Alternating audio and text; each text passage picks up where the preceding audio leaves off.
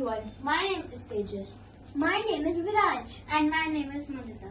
We are from grade 6 scholars and today we will be making a DIY air conditioner out of a plastic jar, a DC motor, A fan, battery, double-sided tape, Soldering iron, ice water, and connecting wires.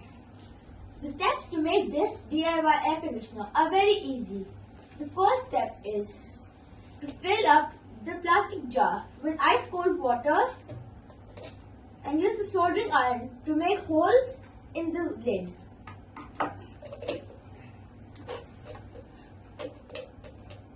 attach the DC motor with the plastic jar and attach it with double-sided tape or glue gun.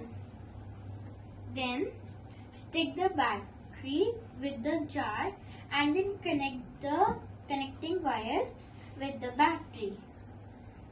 Careful. So let's test it out.